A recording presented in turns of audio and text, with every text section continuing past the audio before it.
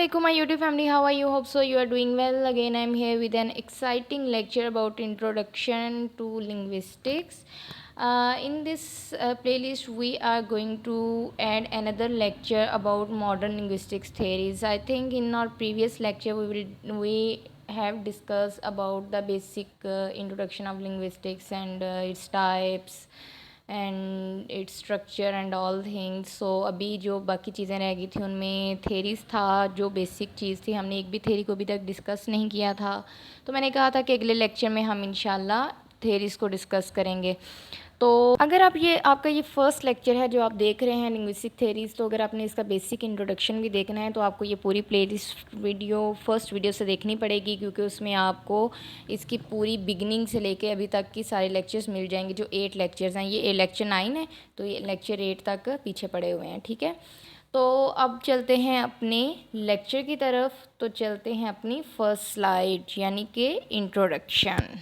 Modern linguistics was born mainly through the work of Ferdinand de Saussure. In 1981 he worked as linguistics teacher in University of Geneva. Okay, in this university his students were sufficiently impressed by his lecture to take down notes. After his death in 1930, two of his students collected the notes. In 1916 published a book entitled Course the Linguistic Journal, a course of general linguistics. This is the book which created modern linguistics by presented the following theories. यानी कि फेर्डिनेंड de Saussure का जो है जो book आई थी वो उसकी death के बाद आई थी, जो उसके 2 स्टूडेंट्स ने उसके नोट्स को जमा करके जो है पब्लिश की थी.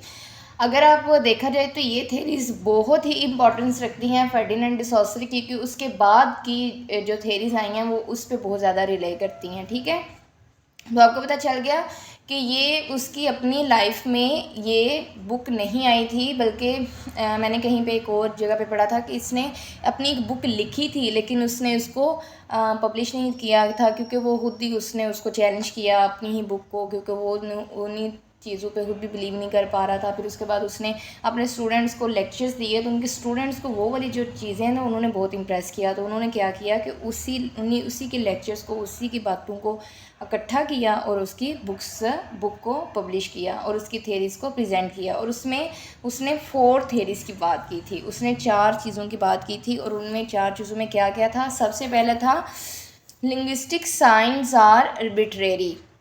आर्बिट्रेरी मतलब रैंडम है. लिंग्विस्टिक्स से जितने भी साइंस हैं वो रैंडम है. Synchronic versus diachronic, syntagmatic versus paradigmatic, langue versus parole. तो ये 4 थेरीज़ थी. इन चारों थेरीज़ को हम लोग नेक्स्ट 1 बाय 1 स्लाइड्स में देखते हैं कि इन चारों थेरीज़ के अकॉर्डिंग फर्डिनेंड डी सॉसर का क्या ख्याल था कि लिंग्विस्टिक्स क्या है. Linguistic signs are arbitrary. The sign is arbitrary. There is no natural reason why a signifier sound pattern is linked to a signified concept. So जी सबसे पहले तो ये कि साइन क्या है. आपने साइन, सिग्निफायर और सिग्निफाइड के बीच थोड़ा सा कन्फ्यूजन होगा, तो उससे पहले मैं आपको ये बता देती हूँ कि साइन जो है वो आप अपने माइंड में आप कोई भी चीज़ है, किसी भी चीज़ को अलामत के तौर पर यूज़ करें. जैसे मेरे पास अभी एक बुक है, ठीक है, ये एक साइन है. साइन कहते हैं ना किसी ऑब्जेक्ट को, किसी गेस्चर को, एक्शन को. ठीक है, तो ये हम मान लेते हैं एक साइन है. ठीक है, उसके बाद आ जाता है हमारे पास सिग्निफायर. क्या है सिग्निफायर? है यानी कि अगर हमारे पास एक बुक है तो जो साउंड होगी बुक की, अब मैं ये जो मेरे पास अगर कोई बुक पड़ी हुई है, अभी हमें तो पता है ना कि ये बुक है, लेकिन जब आप अगर पिछले ज़माने में जाकर देखें ना तो हमें नहीं था पता कि इसको बुक कहते हैं. ठीक है, ये लोगों ने नाम दिया. ये हमारी लैंग्वेज में, हम पंजाबी में इसको किताब कहते हैं, उर्दू में भी किताब कहते हैं, इसको इंग्लिश में बुक कहते हैं. डिफरेंट लैंग्वेजेस ने अपने अपने हिसाब से इनको नाम दिए थे. ठीक है, अभी तो हम इसको बुक कह रहे हैं ना. ये मेरे सामने बुक पड़ी हुई है, ये क्या है, इसको ये वर्ड है बुक का. जब साइन आया यानी कि किताब थी मेरे पास, अब इसको सिग्निफायर यानी कि वर्ड या साउंड कह लें, साउंड इमेज हमारे पास क्या है, बुक है, BOOK बुक. अब जब मैं बुक बोलूँगी तो आपके माइंड में जो सिग्निफाइज क्या होगा, यानी कि आपके माइंड में, मैं अगर बोल रही हूँ कि बुक, आपके माइंड में एकदम से क्या आया, एक बुक का इमेज आ गया आपके माइंड में. अब जो माइंड में आपकी इमेज आया ना वो सिग्निफाइज है, और जो सिग्निफायर है ना वो बुक की वो साउंड है मेरी. बुक मैंने बोला, साउंड क्या है, सिग्निफायर है। अब जब मैंने बुक बोला तो आपके माइंड में एकदम से क्या आया, सिग्निफाइज, यानी कि आपके माइंड में एक बुक की शक्ल आ गया। मैं बोलूँ इंग्लिश बुक, तो आपके माइंड में इंग्लिश बुक की एक शक्ल आ गई। तो वो क्या है, ऑब्जेक्ट की जो शक्ल है, इमेज है, वो जो आपके माइंड में बना है वो सिग्निफाइज है। अब सिग्निफाइड क्या है, कॉन्सेप्ट ऑफ बुक और मेंटल इमेज। ठीक है, अब आपके माइंड में एक इमेज आया, अब वो जो मेंटल हमारा जो कॉन्सेप्ट है ना वो सिग्निफाइड है। ठीक है, यानी कि बुक का जो इमेज बन गया आपके माइंड में वो सिग्निफाइड हो गया concept done. Sign, signifier, signified.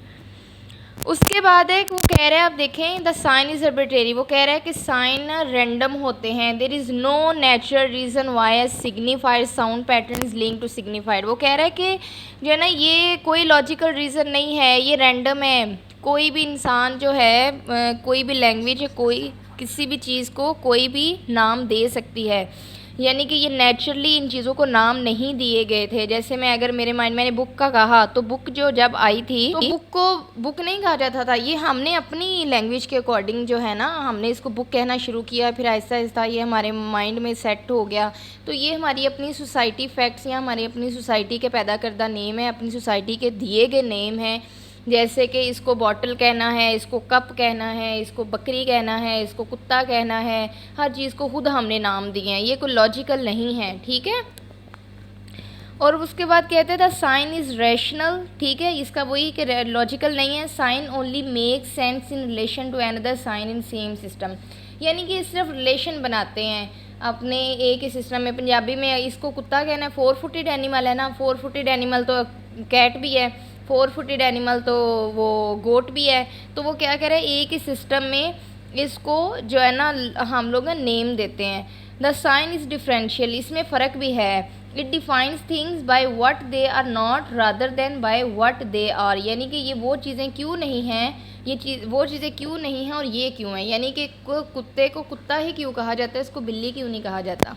तो ये क्या है, लिंग्विस्टिक्स साइंस में हम लोग ये भी चीज़, इस चीज़ का भी मुताला करते हैं। और इसके बाद फ्रेडिनांड डिसॉसर के मुताबिक हमारे जो साउंड्स हैं ये रैंडम है, हम किसी भी चीज़ को कोई भी नाम दे सकते हैं, ये कोई उसका मीनिंग के साथ, यानी कि ये कुत्ता है तो कुत्ता जो है ना, उसको कुत्ते को देख के नहीं कहा गया था कि इसको कुत्ता ही कहना है, इसको बिल्ली ही कहना है, ये लोगों ने खुद नाम दिए हैं। और हम किसी भी चीज़ को खुद ही कोई भी नाम दे सकते हैं, कोई भी साउंड उसको दे सकते हैं, ये हमारी खुद से इजाद करदा हैं, ये पीछे से उस मीनिंग के लिहाज से जो है ना वो नहीं बताएंगी। ठीक है, तो the next is synchronic versus diachronic.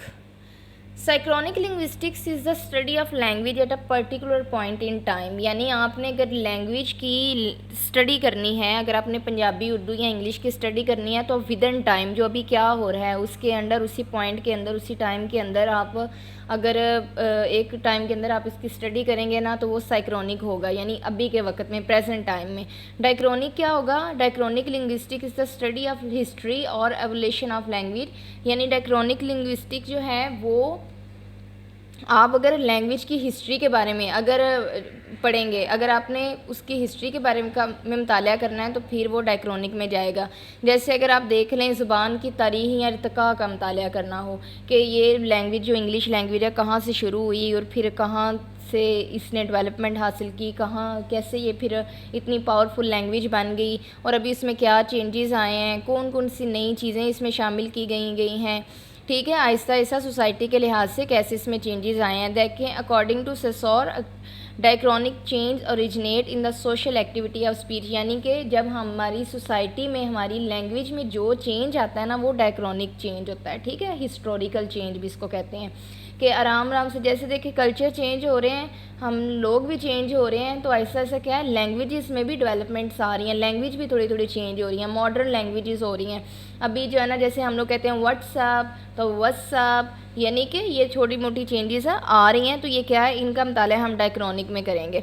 उसके बाद है हमारे पास syntagmatic and versus paradigmatic. Syntagmatic relation is a type of a semantic relationship between words that co-occur in the same sentence or a text, यानी अगर आप एक सेंटेंस लिखते हैं कि दिस इज़ माई बुक, तो दिस का इस के साथ कनेक्शन, इज़ माई बुक, आप एक पूरा जो है ना एक रिलेशन बनाते हो एक सेंटेंस का, ठीक है, एक रूल के अकॉर्डिंग, तो ये सिंटैग्मेटिक रिलेशन है।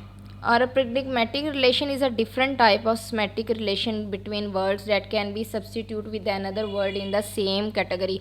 अब दिस इज़ माई बुक को हम अगर ये कह लें कि दोज आर देयर बुक्स, तो माई की जगह देयर लिख लिया, दिस की जगह दोज लिख दिया। को अगर हम बोलें कि शी इज़ आ गर्ल, तो आगे शी की जगह अब हम ही लिख दें, कि ही इज़ आ गर्ल की जगह बॉय लिख दें। तो हमने क्या किया, इनको सब्सटीट्यूट किया डिफरेंट वर्ड्स को। तो क्या है प्रीडिग्मेटिक रिलेशन, क्या है different type of semantic relation जो हैं उनमें वर्ड्स की सब्सटीट्यूशन है। और सिंटैग्मेटिक रिलेशन क्या है, सिमेटिक रिलेशन बिटवीन वर्ड्स, यानी कि लफ्ज़ों के दरमियान जो रिलेशन है ना उसको हम लोग सिंटैग्मेटिक बोलेंगे। और उन्हीं वर्ड्स का जब हम सब्सटीट्यूट करके एक अनदर सेंटेंस बनाते हैं डिफरेंट सेंस का, तो उसको प्रीडिग्मेटिक कहते हैं, ठीक है। उसके बाद आ जाता है हमारे पास लिंगुआ वर्सेस प्रोल। लिंगुआ यानी language is a language system shared by a speech community and according to Saussure the genuine topic of linguistics. एक जेन्युइन लैंग्वेज का जो है ना वो लैंग्वेज एक जेन्युइन टॉपिक है लिंग्विस्टिक्स का। पैरोल क्या है, signifies the act of speaking in actual situation by an individual, यानी कि एक इंडिविजुअल जो है वो एक एक्चुअल सिचुएशन में एक स्पेसिफिक इक्वेशन में कैसे बोलता है, वो पैरोल होगा। और लैंग्वेज क्या है, यानी आप ये भी कह सकते हैं कि लैंग्वेज क्या है, एक सिस्टम है of internalised shared rules governing a national language, vocabulary, grammar, sound system, ठीक है, ये सारी चीज़ें लैंग्वेज के अंदर आ जाती हैं। लेकिन पैरोल क्या है, एक्चुअल ओरल और written communication by a member, यानी कि एक पर्सन का जो वो खुद अपने लिए पर्सनली जो एक लैंग्वेज यूज़ करता है ना, वो क्या होगी एक्चुअल सिचुएशन में, वो पैरोल होगी, ठीक है। होप सो आपको इस लेक्चर की समझ आई होगी। अगर आपको इस लेक्चर की मैंने इस लेक्चर को इन थेरीज़ को बहुत ही ज़्यादा डीप जाके नहीं डिस्कस किया, क्योंकि वो चीज़ें बहुत मुश्किल हो जाती हैं। अगर आप 20-25 मिनट का एक लेक्चर जो है वो पोस्ट कर दें एक एक थेरी को लेके, तो वो बच्चों को चीज़ें समझ भी नहीं आती। ये वैसे भी आप लोगों को यूट्यूब पे आप एक बेसिक सा लेने आते हो पॉइंट ऑफ व्यू, तो वो मैंने देने की कोशिश की है। So thank you so much for watching my video. Please like and subscribe my channel and अपनी दुआ में याद रखिएगा। अल्लाह हाफिज़।